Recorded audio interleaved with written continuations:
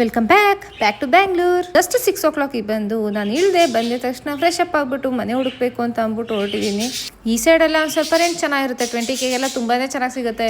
But ನಾನು ಹೋಗ್ಬೇಕಾಗಿದ್ದು HAL ಆ ಸುತ್ತಮುತ್ತ. ನನಗೆ ಇಮ್ಯಾಜಿನೇಷನ್ ಕೂಡ ಇರಲಿಲ್ಲ ಅಷ್ಟು ಒಳಗಡೆ ಸಿಗೋದು ಎಲ್ಲ ಕಮ್ಮಿ ಅಂದರೂ 35 ಮೇಲೆ ಇರುತ್ತೆ ಅಂತ ಅಂದ್ಬಿಟ್ಟು. ಇಷ್ಟು ದಿನ ಬ್ಯಾಂಗ್ಳೂರ್ಗೆ ಬರ್ತಿದ್ದೆ, ಹಾಗೆ ಹೋಗ್ತಾ ಇದ್ದೆ. ಇದಕ್ಕೂ ನನಗೂ ಏನು ಸಂಬಂಧ ಇರಲಿಲ್ಲ, ಜಸ್ಟ್ ಎಂಜಾಯ್ಮೆಂಟ್ನ ನೋಡ್ತಿದ್ದೆ. ಬಟ್ ಈಗ ಮನೆ ಮಾಡಬೇಕು ಅಂತ ಅಂದಾಗಲೇ ಗೊತ್ತಾಯಿತು ಇಷ್ಟು ರೆಂಟ್ ಇದೆಯಾ, ಎಷ್ಟು ಸ್ಪೀಡಲ್ಲಿ ಓಡ್ತಾ ಇದ್ದಾರೆ ಜನರು, ಇಲ್ಲಿ ಇಷ್ಟೆಲ್ಲ ಖರ್ಚಾಗುತ್ತೆ ಅಂತ ಅಂದ್ಬಿಟ್ಟು ನಾನು 16,000ದಿಂದ ಇಟ್ಕೊಂಡು 20 ಹೇಳ್ದೆ, 22 ಹೇಳ್ದೆ, ಇನ್ನೆಷ್ಟು ಬರ್ತಾರೆ 25 ಹೇಳ್ದೆ, ಫೈನಲಿ 30ಕ್ಕೆ ಹೋದೆ.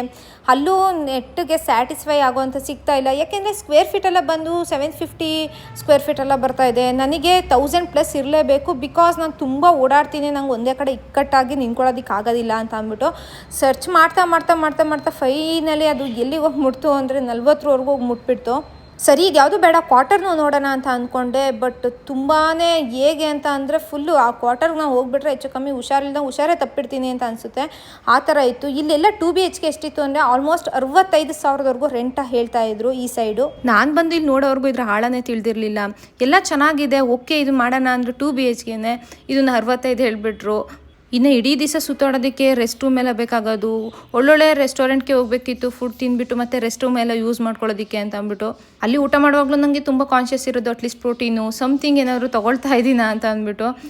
ಫೈನಲಿ ನಂಗೊಂದು ಮನೆ ಸಿಕ್ತು, ಅಂದ್ಕೊಂಡಿರೋದಕ್ಕಿಂತ ದೊಡ್ಡದಾಗೆ ಸಿಕ್ಬಿಡ್ತು. ಇವ್ರು ಇನ್ನೂ ಆಗ್ರಾದಲ್ಲೇ ವರ್ಕ್ ಮಾಡ್ತಾ ಇದ್ದಾರೆ, ಫ್ಯಾಮಿಲಿ ಸದ್ಯಕ್ಕೆ ಇಲ್ಲೇ ಇದೆ. ಮನೆ ಚೆನ್ನಾಗಿದೆ ಅಂತ ಒಪ್ಕೋಬೇಕು ಅಂದರೆ ಕತ್ಲೆ ಇರ್ತಿತ್ತು, ಇಲ್ಲ ಗಾಳಿ ಇರ್ತಿರ್ಲಿಲ್ಲ, ಇಲ್ಲ ತುಂಬ ಕಂಜೆಸ್ಟೆಡ್ ಏರಿಯಾದಲ್ಲೆಲ್ಲ ಇರ್ತಾ ಇತ್ತು. 3-4 ಡೇಸ್ ಆದಮೇಲೆ ಹೋಪ್ಸೇ ಕಳ್ಕೊಂಡಿದ್ದೆ. ಅದಾದಮೇಲೆ ಫೈನಲ್ ಒಂದು ಮನೆ ಸಿಕ್ತು.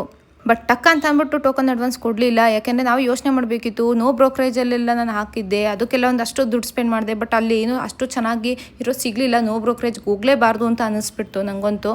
ಇನ್ನಲ್ಲೇನು 3-4 ಡೇಸು ಫ್ಯಾಮಿಲಿ ಜೊತೆ ಡಿಸ್ಕಸ್ ಮಾಡಿ ಈ ಮನೆ ಓಕೆ ಅಂತ ಅಂದ್ಬಿಟ್ಟು ಟೋಕನ್ ಅಡ್ವಾನ್ಸ್ ಕೊಟ್ವಿ. ಇದೊಂದು ಪರ್ಫೆಕ್ಟ್ ಆಗಿರುತ್ತೆ ಅಂತ ಹೇಳೋಕ್ಕಾಗಲ್ಲ, ಬಟ್ 85% ಇದು ಓಕೆ ಆಯಿತು.